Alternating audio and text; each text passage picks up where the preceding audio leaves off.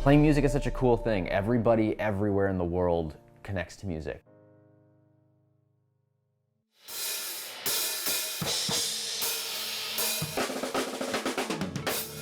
When I was 18, that was my first tour. I joined a band called Hallows Die, like 2 weeks prior before my last exam. And essentially I just went on tour with guys I barely knew, and we trekked all the way throughout the east coast of Canada, and then we went all the way to the west coast. And I mean, I just was completely enthralled with the whole experience of, like, you know, it was at a point in my life where I didn't know what I really wanted to do, but then after this tour, it basically confirmed what I really wanted to do, which is play music for the rest of my life. Initially, I don't think I really had any big expectations. Before that, I'd only ever been in smaller bands or a smaller band just playing the occasional local show. I think in the back of my mind, I had the expectations that it would be the most unreal thing in the world, because being 15 and touring with a band, especially a band that were all older than me, who toured a bunch already. But I never kept my expectations high in the sense of I just don't think I knew what I was getting into. I realized that what I really wanted to do is tour and travel, and switching into photography meant that I was a one-man band. If I just take this seriously, I can tour way more than my band ever would have, or would at the time at least. Going on tour is kind of the make or break it thing in terms of you doing this for a living. Back in 2012 or 2013, I went out to Japan with my band July, and that was just unreal because it's just such a different place to be. The record that we were touring in Japan was really important to me. It was the first record that I'd, had produced and played on and, dug super deep into, and the whole band even, we slaved over that record, and to see kids already know the words before we got there, or to see them have copies in their hand, especially because Japan is such a musical place. It was just do or die, as I'd never really toured, and all of a sudden I was on tour 54 days. Start off as like passion, then you get a job out of it, and you kind of lose a bit of passion, and then you gotta find your passion again. Then it became more of a job, so like it's always a constant chase with that. I had some really fun tours last year.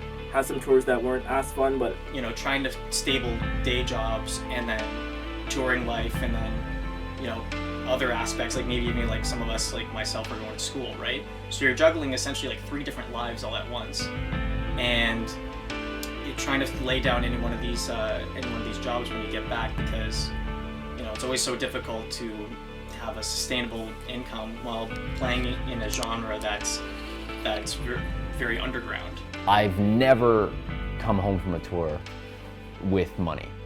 Everything comes into play when you're on tour. You're not making money on the tour, but you're not making money because you're not working your job either. You're burning through savings, or you're putting everything on a credit card.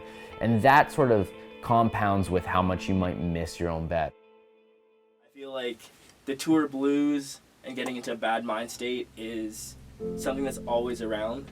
I could say probably like I've cracked at some point on almost every tour. I've seen people crack.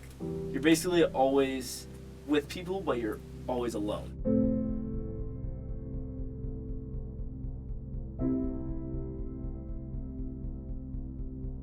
It is hard to maintain a lot of friendships. Like, I've lost a bunch of friendships over it. It's hard to just like, the other day I went to hang out with one of my friends, and she's like, how long have you been home for? And I said, I don't know, 5 weeks or so, and everybody was like really pissed off, I guess, because I didn't let anybody know. But I'm like, yeah, I was just on tour for 4 months.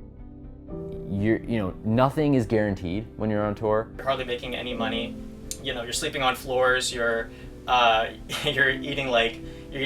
you're having your budget being like $1 a day in terms of like your food budget or anything like that.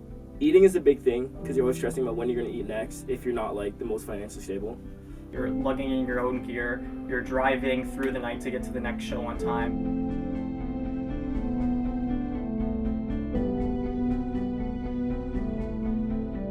It's definitely a sacrifice that everyone makes going on tour. You're away from family and friends for a while. Crying on hotel room floors, not eating and passing out, wanting to go home. Yeah, there's definitely times when, especially if a tour is not going well, where you just want to be home. Like, you want nothing more than that.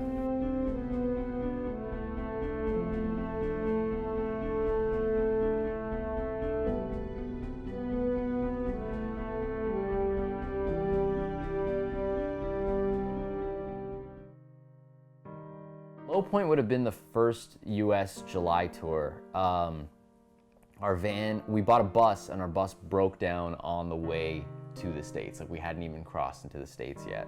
Yeah, that whole tour was a nightmare. When we got to the border, we had visa issues because we were trying to legally declare our merch and they were giving us a hard time over like stupid things like the ink in our t-shirt. You know, we ended up being at the border for over 6 hours from like midnight to 6 a.m. just trying to sort this out. And then when we finally sorted it out, got over, we were on tour with a band that they were sharing all our gear and they were touring with us and they weren't pitching for expenses like they promised. And we made it out. Basically, you know, the shows were terrible, like some of the worst I've ever played. Going home sort of is, you know, in the middle of a tour like that is sort of frowned upon in the scene. And we were driving the other band around. They were from California, but we sort of realized that, you know, A, they're not pitching for anything and we're all the way in Nebraska at this point.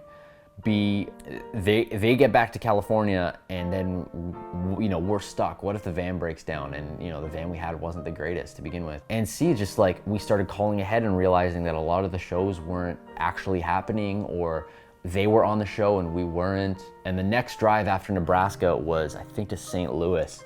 And that was the make or break, because if we went that far, we couldn't have turned back, but at least in Nebraska, we could have gone home. And we made it out to Nebraska when my bassist turned to me and basically said, hey, we should probably go home. Being on tour for that long just definitely, it makes you go crazy. Like super broke because I hadn't been paid by like either a label or someone that said they're supposed to send me money.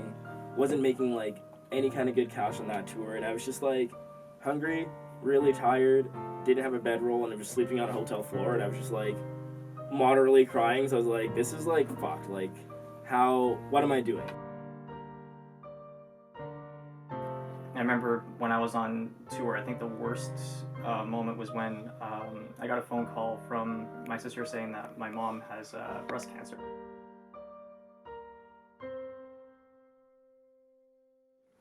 And that was completely, like, I didn't want to play. I was just in a state where where you just feel really guilty, and that you were away from that specific moment. So like I immediately told the guys, like, I want to go home. Like I want to go home right now, because like I don't care if I have no money. I'm gonna get on a flight and go back home and see my mom. But you know, I got another phone call from my mom saying, like, no, stay on tour, I'll be fine. Just finish the tour, come back when you're done. And you know, for the rest of that tour, I just wanted to like shut the world off. I didn't want to talk to anybody. You know, I just wanted to just go home.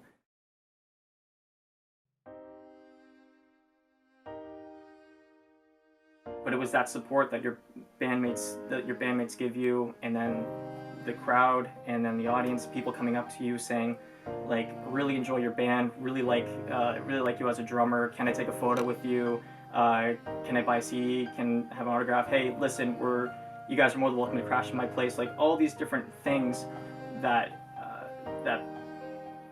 people are willing to support you even during your very darkest moments is, you know, it makes you want to go back and revisit those people and then say thank you for supporting me during a really rough period. When my mom was going through chemo treatments and Dad was going on tour to go and work, and my sister was in school, I was at home, and I made sure that I was basically like didn't leave the side of her bed, because I wanted to, you know, make up for the time that I missed. And luckily she's okay, and she beat it within 9 months. She was completely cured.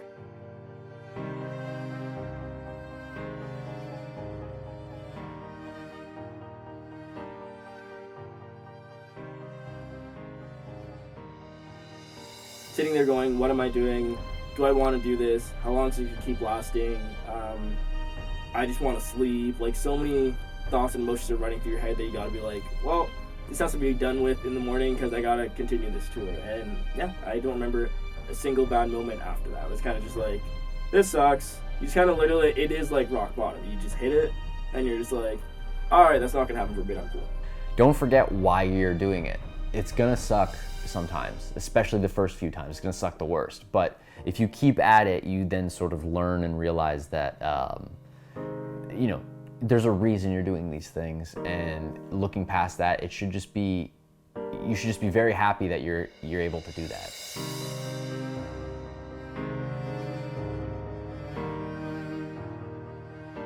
But you can't go out on the road and be like, oh, I'm doing this because I want to make money. Making a living is one thing, but you know, trying to like make money or trying to, you know, right off the bat just doesn't. It shouldn't be a priority. It's sort of a trade-off in the sense of, it's such an exciting experience to be out touring. Even, you know, some of the worst tours are still fun to do for the most part. They're opportunities that we don't always get in life. They're very unique, and you know, you can go to a million local shows, you can go to a million shows that are, you know, in general, every one is still unique, every show is still important, and somebody out there is at that show because they want to see what you're doing, or they want to be immersed in something that takes them out of their life. If they're not having a good time, they can at least enjoy what they're doing, and that alone is a pretty big drive to want to keep playing music or want to keep working on music. When I know I'm super broke on tour, I'm like, this will pan out eventually. Like, I know, like, the harder I struggle, the more it's gonna work. You see the world differently, you see your friends differently, you see materialistic things so differently, money differently, you know what you can survive on. Like, You're playing music in front of people, and that's a very special thing, and why we all do it is because it engulfs your whole life. Everybody loves it. You know, you're not going to find anybody who doesn't like music, so you're not going to find somebody who isn't going to like what you do. It thickens your skin to the reality of things. I'm fairly fortunate to not be, you know, broke or anything like that, but when you're on tour, you actually sort of are.